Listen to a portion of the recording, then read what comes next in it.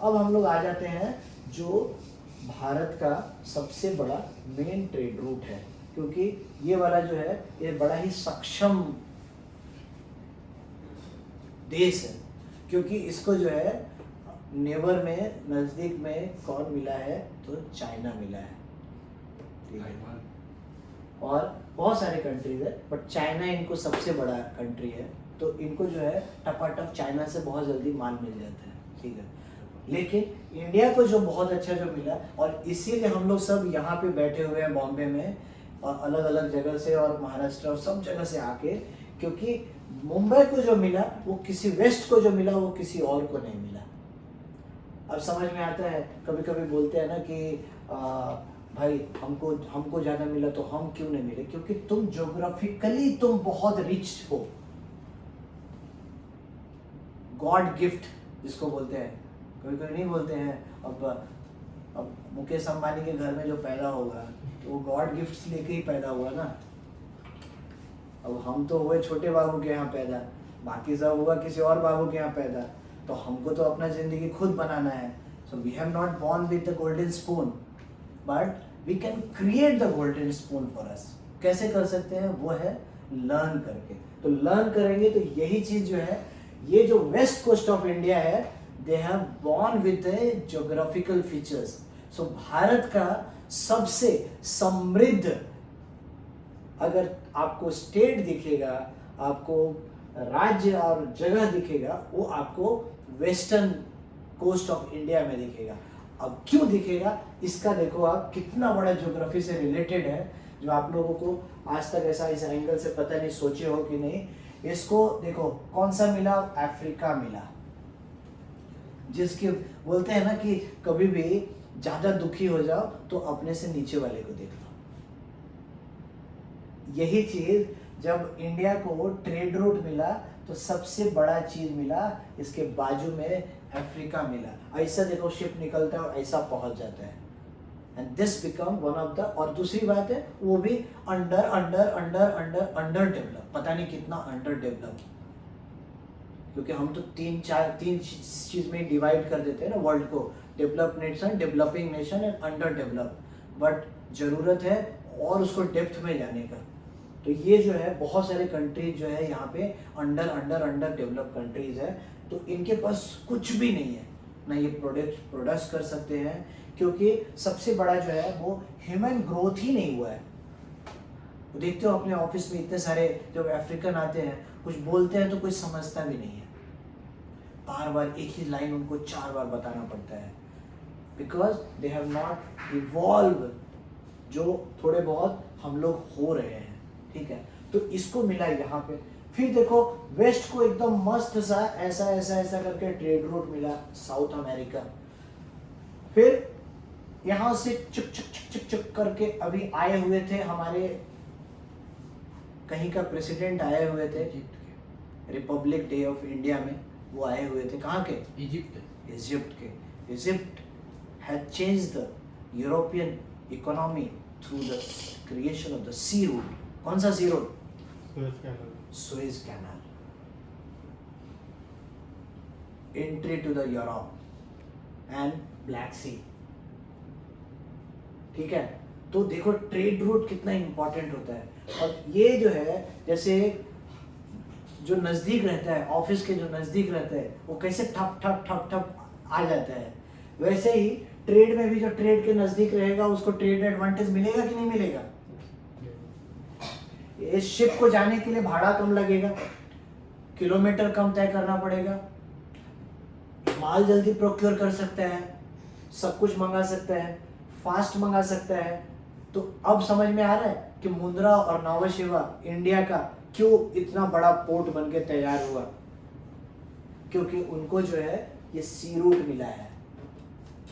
World map में जो है उनको सी रूट दिख रहा है, ठीक है। शिपिंग में क्या करना पड़ता है, इंश्योरेंस करना पड़ता है, दुनियादारी बढ़ जाती है, शिप पे गार्ड रखना पड़ता है, सिक्योरिटी गार्ड रखना पड़ता है, उसका कॉस्ट बढ़ जाता है।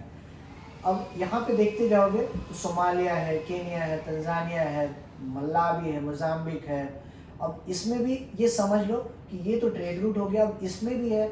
अब देखो इंडिया को कितना एडवांटेज है, कि ये सारा इनको अपना, एक कंट्री को इतना सारा सी रूट मिला हुआ है। बट अफ्रीका को क्या डिसएडवांटेज है कि कुछ को सी रूट मिला है, कुछ कंट्रीज को, और बाकी को जो है वो अंदर में है। So they have to depend upon the some of other country for their trade route. समझ में आ रहा है?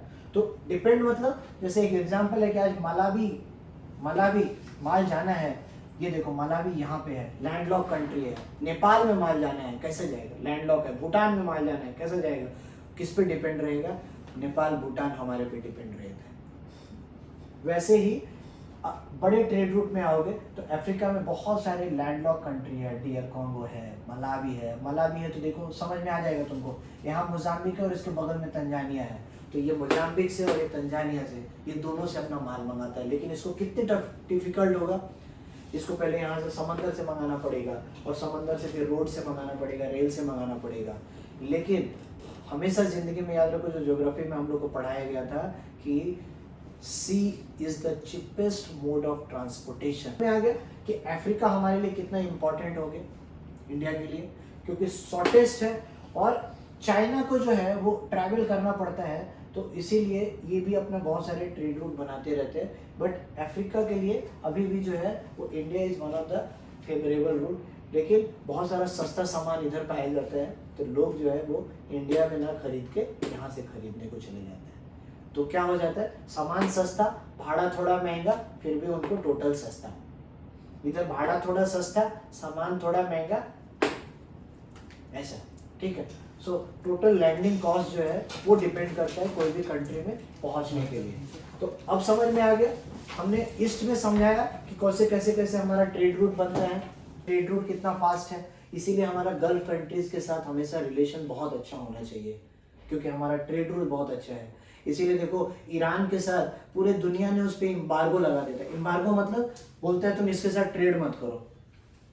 अभी रशिया के साथ जब झगड़ा हो रहा है तो रशिया के साथ बोलता है इसके साथ ट्रेड मत करो। लेकिन भारत जो है वो सॉवरेन स्टेट है, अपना फॉरेन पॉलिसीज खुद डिसाइड करता है, तो वो बोलता है भैया तुम्हारा झगड़ा है तुम संभालो, हम तो ईरान के साथ बिजनेस करेंगे ही। तो ये क्यों पॉसिबल हो पाता है? क्योंकि हमारा शॉर्टेस्ट ट्रेड रूट है। आज हम लोग ईरान में जो है, आज यहाँ से शिप निकलता है, 5वें-6वें दिन ईरान पहुंच जाता है। कितना फास्ट है ट्रेड रूट हमारे लिए।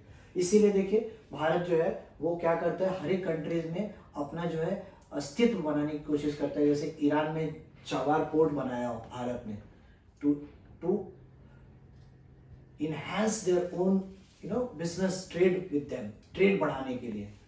तो पूरी जो लड़ाई है वो ट्रेड की लड़ाई है, वो आज से नहीं, वो वर्षों से यही है। ब्रिटिशर्स भी आए थे ट्रेड करने के लिए, आज यूएस भी जो डॉलर में कर रहा है ट्रेड कर रहा है। तो सारी जो लड़ाई है वो ट्रेड का है। अब जिसका ट्रेड जितना बड़ा होता चला जाएगा और जो जितना पावरफुल होता चला जाएगा, उसका हर एक चीज उतना मजबूत होता जाएगा। इसीलिए जो है आज जो देख रहे हैं कि चाइना और यूएस का जो टसल चल रहा है वो कुछ और टसल नहीं है, वो ट्रेड है। चाइना भी बड़ा हो गया तो वो भी तन के खड़ा होता है, बोला भाई माल मैं भी नहीं सप्लाई करूंगा, बनाऊंगा नहीं। और यहाँ के लोग बिना माल खाए पिए रह नहीं सकते, अब इनकी भी डिपेंडेंसी बढ़ गई है। तो ये सब जो लड़ाई है शुरुआत से ट्रेड की लड़ाई है। पहले जो होता था वो राजा राजवाड़े लड़ते थे अपने ट्रेड को बढ़ाने के लिए। फिर क्या हुआ, अलग अलग कंट्रीज से जो है वो जो बोलते थे ना कि ये आया, मुस्लिम शासक आए, तो ये सब भी जो कर रहे थे सब क्या करते थे, ट्रेड के लिए लड़ते थे, इकट्ठा करने के लिए। तो ट्रेड की लड़ाई जो है वो हमेशा चलता रहेगा। तो हम लोग जो है उस लड़ाई का एक बहुत बड़ा हिस्सा है और उसको सपोर्ट करने में काम करते हैं। तो अभी समझ में आ रहा है वेस्ट क्यों इतना प्रॉस्पेरस है, इसको इतना अच्छा ट्रेड मिल जाता है। इधर गल्फ का एरिया पूरा रीजन मिल जाता है, इधर अफ्रीका रीजन मिल जाता है, और अफ्रीका में बहुत सारे आइलैंड्स हैं, मेडागास्कर है, कॉमोरोस है, सिसल्स है, मॉरिशस है।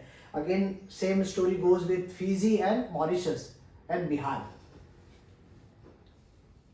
अब बिहार से फिर कनेक्शन आ गया, और इसका तो मैं जीता जाता है एग्जाम्पल, जैसा मैंने लास्ट टाइम बताया था कि मैं जब पहली बार मॉरिशस बीच पे गया तो मैं देखा सब भोजपुरी बोल रहे हैं। मैं खुद भी अपने कान पे विश्वास नहीं हो रहा था कि सच में लोग भोजपुरी बोल रहे हैं।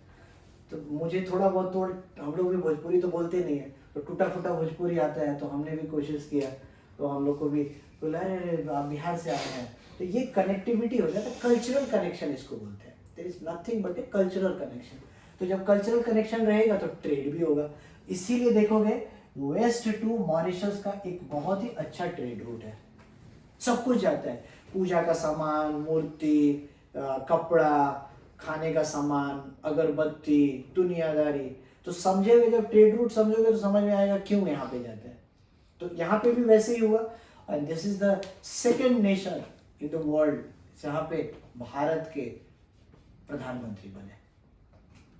तो अभी दुनिया में कितने जगह बने, फिजी में बन गया, मॉरिशस में बन गया, और अभी तो हद ही हो गया, जो इतना साल हमको रूल किया वहां पे भी हमारा प्राइम मिनिस्टर बन गया, वो है United states, sorry United kingdom.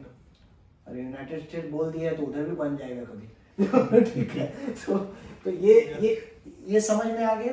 अब देखो सबसे बड़ा जो चीज समझने का है वो समझने का है कि हमारा जो है वो कैनाल क्या काम करता है, आज इतना इंपॉर्टेंट क्यों हो गया कैनाल, कि लास्ट ईयर जो है अगर याद होगा 2020 में एक एवरग्रीन का एक शिप जाके लग गया और वर्ल्ड का न्यूज बन गया और पूरा वर्ल्ड का ट्रेड चेंज हो गया। पूरा जो ट्रेड है वो 200%, 300%, 400%, सी रूट 500%, 1000% बढ़ गया। तो कितना इंपॉर्टेंट है ये सी रूट, ये समझ लो। तो इसको समझने के लिए साधारण भाषा में समझाऊं तो जैसे जब ब्रिज पे आते हो और ब्रिज जाम हो जाता है, पूरा ट्रैफिक, ना इधर जा सकते हो ना उधर जा सकते हो, ना पीछे जा सकते हो ना आगे जा सकते हो, यही चीज ये रोल प्ले करता है। और ये जो है, ये जो सुइज कैनाल जो बनाया गया वो सीधा और सीधा पूरा चाइना, इंडिया जो अभी इस रीजन का दो बिगेस्ट एक्सपोर्टर है, इन सबको जो है वो एक फास्टेस्ट ट्रेड रूट मिल गया to enter into this part of Europe. और टप्पा टप देखो कितना शॉर्ट रूट, शॉर्टकट मार दिया, यहां से निकला यहां चला गया, यहां से निकला, ये पूरा रूट कैप्चर हो गया। तो एक कैनाल बना और पूरे दुनिया का ट्रेड रूट को बदल के रख दिया। तो ऐसे दुनिया ने दो ट्रेड रूट बनाए, दो कैनाल बनाए। कौन सा? सुइज कैनाल एंड, जल्दी बोलो, पनामा कैनाल। कौन सा कैनाल? Panama canal. अब देखो तुमको समझ में आ रहा है। अब पनामा कैनाल बना तो देखो क्या हो गया, पहले जो है वो इधर से जो माल जाता था वो ऐसा घूम के ऐसा आता था। ओके, दूसरा जो है इधर वाला कंट्री से जब माल आता तो ऐसा घूम के ऐसा आता था। मैं इंडिया के संदर्भ में खाली बता रहा हूँ, इसीलिए तुम लोगों को कुछ नहीं देखना है, अपने दाहिने और बाएं देखना है। तो ये देखो ट्रेड रूट बना के इधर घुसा दिया। अब इनको भी यहाँ पे पनामा था, अब इसको ऐसा पूरा आना पड़ा, इसलिए क्या किया, यहाँ से शॉर्टकट निकाला। ये देखो फट से यूरोप में घुस गया, इधर से अफ्रीका घुस गया, दिख रहे हो कैसा, इधर वाला तो आ रहा था, इधर वाला भी घुस गया, इधर से कैसे घुस गया, फिर इधर वाला जो है वो ठप से घुस गया, इधर को जो है इधर का एंट्री मिल गया, पहला इधर से ऐसा घूम के ऐसा घूम के ऐसा आता था। तो कैनाल का इंपॉर्टेंस समझ में आ गया क्या है। कैनाल कुछ भी नहीं है, दो अलग अलग मल्टीपल कंट्रीज के तरफ का एक रास्ता खोल देता है जाने के लिए। और अगर ये बंद हो जाता है तो इमेजिन करो ये कैसा, ऐसा घूम के ऐसा जाएगा, जो वास्को दी गामा ने किया था होगा। वास्को दी गामा ऐसे ही आया होगा, घूम घाम के इधर से आया होगा, कैसा कैसा ट्रेड रूट से। लेकिन विद द टेक्नोलॉजी आया, चीजें बड़ी डेवलप हुआ, तो ऐसे ऐसे ट्रेड रूट बना। तो अब समझ में आ रहा है पूरा कि यहाँ से अफ्रीका कितना इजी हो गया, गल्फ कितना आसान हो गया, और यूरोप में एंट्री कितना आसान हो गया। और जब यूरोप में एंट्री होता है तो सबसे बड़ा जो लैंड है यूरोप में, सबसे बड़ा जो है वो रशिया के पास है। आफ्टर ब्रेकअप ऑफ यूएसएसआर, तो जो भी है वो कितना बड़ा होगा, जो अभी डिवाइड होके CIS में बट गया, अलग अलग कंट्रीज में डिवाइड हो गया। ये सब कजाकिस्तान, उज्बेकिस्तान, तुर्कमेनिस्तान, ये सब रशिया में था पहले। तो ये सबसे बड़ा रूट है। अब इसको जाने के लिए भी यहाँ पे 2 रूट से हो गया, यूरोप रूट मिल गया, ब्लैक सी के रूट से एंट्री मिल गया और ईस्ट रशिया से मिल जाता है। तो रशिया में जाने के लिए वेस्ट रूट हो जाता है और ईस्ट रूट हो जाता है, दोनों तरफ से। समझिए आगे कैसे कैसे जा रहा है। अभी हमने इंडिया के संदर्भ में ईस्टर्न साइड का बता दिया, ट्रेड रूट कैसे बना, कौन से कंट्रीज में बना, कौन से आइलैंड में बना, कैसे हम लोगों ने डेवलप हुआ, वहाँ के किस तरह से हमारे कल्चर से डिवाइड होता है। मैंने अभी आप लोगों को वेस्ट से बता दिया कि कैसे कैसे हम लोग को प्रॉस्पेरस जगह मिला, ट्रेड रूट मिला, अफ्रीका मिला, गल्फ मिला, यूरोप मिला यहाँ से। और इतना ही नहीं, इससे आगे बढ़ के हम लोगों को ये अमेरिका भी मिला, जिसको हम लोग बोलते हैं यूएस ट्रेड रूट, जो यूएस का है। और साउथ अमेरिका को जब इसको समझेंगे, इसको भी आप 2 पार्ट में बांट दो। इसको ऐसे तो हम लोग साउथ अमेरिका बोलते हैं, बट यहाँ पे भी ये जो है सेंट्रल हो जाता है अपना अमेरिका का। और इसमें बहुत कंट्रीज है, ईस्ट कोस्ट में और वेस्ट कोस्ट में डिवाइड हो जाता है। इसमें भी जैसे इंडिया में ईस्ट कोस्ट वेस्ट कोस्ट है, वैसे ही इंडिया या इसमें भी अर्जेंटीना, यूरुग्वे सब ईस्ट कोस्ट वेस्ट कोस्ट में हो जाता है। यूनाइटेड स्टेट्स भी ऐसे ही डिवाइड हो जाता है, ईस्ट कोस्ट वेस्ट कोस्ट में डिवाइड हो जाता है। यहाँ पे देखोगे उसका ट्रेड रूट बन जाता है। और ये जो है मल्टीपल जो है, इसको हम लोग बोलते हैं कैरिबियन आइलैंड्स, ठीक है। लेकिन अब ये लोग क्या हो गया, this islands are very beautiful, तो यहाँ पे बहुत सारा टूरिज्म हुआ, तो इनके भी इकोनॉमी बढ़ गया, इकोनॉमी अच्छा हो गया। ऊपर पॉपुलेटेड कंट्री, पैसे वाले, नीचे ये लोग थोड़े से कम है, इधर भी लड़ाई झगड़ा चलता रहता है, ठीक है। बट इसी बीच में ये एक अच्छा सा टूरिस्ट प्लेस बन के आया। बहुत सारा आइलैंड है, इसमें वेस्ट इंडीज भी है, जो क्रिकेट में देखते हो तो West Indies is one of the island है, ठीक है। उसी तरह से बहुत सारा है, किंगस्टन है, जमाइका है, और डोमिनिकन रिपब्लिक है, पनामा है। और देखोगे तो यहाँ पे बहुत सारा छोटे छोटे सेंट लूसिया है, सैन किट्स है, तो अलग अलग ये है, नसाउ है, बरमुडा है, जो बरमुडा ट्रायंगल बोलते हैं हम लोग, और ट्रिनिडाड है। तो इस तरह से बहुत सारा ये लोग यहाँ पे आइलैंड खड़ा हुआ, ठीक है। और इसके बारे में बोलने की ज़्यादा ज़रूरत नहीं है, यू नो इकोनॉमी है, पूरे वर्ल्ड को रूल कर रहा है। तो लड़ाई जो चल रही है वो ताकत की ही लड़ाई है, जिसके पास इतना बड़ा ट्रेड है। तो इस यूएस जो है और डॉलर की लड़ाई है, डॉलर का चलता ही रहेगा। आज हम लोग भी देखते हैं, सब ट्रेड है डॉलर में करते हैं, कभी सोचते भी नहीं है रुपीज़ में क्यों नहीं कर पाते। तो ये सब ट्रेड की लड़ाई चल रही है। जितना जो पावरफुल रहेगा वो रूल करेगा, पहले भी रूल करता था, जिसके पास ताकत था वो रूल करता था, आज भी वही है, जिसके पास पावर है वो रूल कर रहा है। तो ये समझना बहुत ज़रूरी है, बस उसके वो डिटेल में नहीं जाना है। हमको अपना घर परिवार पेट अच्छे से चलाने के लिए जो हमको ज़रूरत है वो हम कर लेते हैं, और बाकी जो है वो करने के लिए बड़े बड़े लोग पड़े हुए हैं। तो अभी तुमको इन जनरल हम लोग बाइंड अप करते हैं कि वर्ल्ड में जो एरियाज़ है, इंडिया टू द वर्ल्ड में समझाने की कोशिश किया, और चाइना टू द वर्ल्ड समझाने की कोशिश किया। क्यों China, India and China important है? क्योंकि this is the 2 largest country, largest exporter, largest supplier to the world.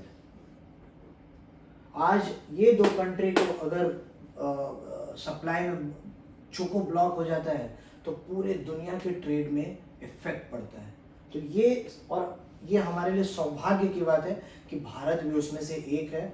और आने वाले समय में ये लड़ाई है कि भारत चाइना के वनिस्पत कितना डेवलप हो जाए। आज जो यंग इंजीनियर्स है, तुम लोग कितना अच्छा काम कर सको देश को आगे बढ़ाने के लिए। जो भी हमारा जो एजुकेशन सिस्टम है वो कुछ और अच्छा बने, कि हमारे पास भी बहुत सारे इनोवेटर पैदा हों। यहाँ पे पैदा होते हैं यहाँ पे और बनाते हैं जाके गूगल, यहाँ पे पैदा होते हैं यहाँ पे, बनाते हैं जाके माइक्रोसॉफ्ट यहाँ पे। तो ऐसा ये जो प्रॉब्लम है, हमारे यहाँ पे पैदा होते हैं यहाँ पे और बनाते हैं म्यूजिक सिस्टम जाके वहाँ पे। Bose, one of the costliest music system of the world, पैदा हुआ वेस्ट बंगाल में, बनाते हैं जाके।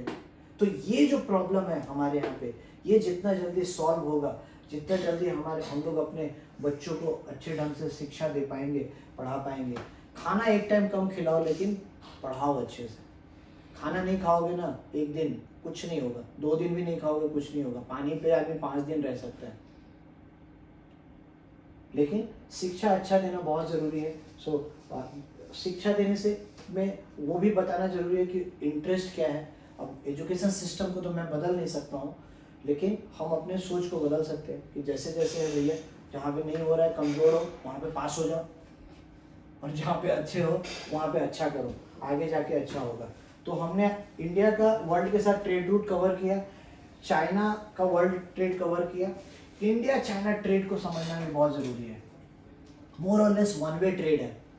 इसीलिए बोलते हैं जब भी कुछ सामान खरीदो ये देख के खरीदो कि चाइना वाला सामान खरीदना जरूरी है क्या। नहीं जरूरी है मत खरीदो। आज भारत का सबसे ज़्यादा पैसा जो है वो चाइना को जाता है। क्यों? क्योंकि यहाँ पे 140 करोड़ कस्टमर है। पूरे वर्ल्ड का पॉपुलेशन लगभग 300 करोड़ है। लगभग 50% हमने इधर ही अपने इधर संभाल के रख लिया है। तो कितना बड़ा पॉपुलेशन हमारे पास है। तो जब इतना बड़ा पॉपुलेशन है तो इतना बड़ा कंजम्पशन है। तो ये और इसमें से 2 ही जगह पॉपुलेशन है, 140 यहाँ और 140 यहाँ, मिला जुला के 300 नहीं होगा, ज़्यादा होगा कुछ, मेरे कोई फिगर नहीं मालूम, बट मोर और लेस इंडिया चाइना को मिला लो तो हम वर्ल्ड का 80% पॉपुलेशन को हम लोग ही संभाल लेते हैं। बाकी 20-25% में सब है। तो देखो अब तुमको समझ में आएगा कि ये लोग इतना सुखी क्यों है और अपन इतना दुखी क्यों है। चाइना ने इस पे because of whatever reason they brought communalism, they brought one government policy, they brought one government for so many years, they put lot of things, lot of pressures on their people, but at least they could develop in the next 30-40 years. 70s में लगभग India China एक ही जैसा था, लड़ाई लड़ रहे थे भाई, हमने लड़ाई लड़ा, लेकिन 70s के बाद चाइना कहाँ चला गया, हम लोग कहाँ रहे। Because of there must be certain reason over here for the growth of China. तो अब जो है अगला जो 20 साल है, मैं हमेशा बोलता हूँ अगला 20 साल जो है वो इंडिया के लिए है, क्योंकि हमने भी बहुत इंजीनियर पैदा कर लिए, हमने भी बहुत डॉक्टर पैदा कर लिए, हमने भी बहुत सारे स्किल्ड लेबर पैदा कर लिए। अब जो है बहुत अच्छा काम करने की मेंटलिटी को अच्छा बनाने की ज़रूरत है, सोच को अच्छा बनाने की ज़रूरत है। तो ये जो समझ है वो दुनिया को जब वर्ल्ड मैप में देखेंगे तभी समझ में आएंगे। मैं जो बोला हूँ उसका कॉपीराइट मेरा है, वो किसी और का नहीं है, लेकिन जब मैंने सर्च किया वो वाला जो उसने बोला लिखा ये किया था तो किसी और का था, लेकिन बहुत अच्छा था। तो मैं ना एंड करता हूँ उसी से कि कुछ देर की मायूसी है, कुछ देर की मायूसी है, फिर शोर आएगा। मैं भूल गया था। कुछ देर की मायूसी है फिर शोर आएगा, तेरा तो वक्त आया है, हमारा दौर आएगा। ठीक है। Thank you for watching. Don't forget to visit www.contaco.in.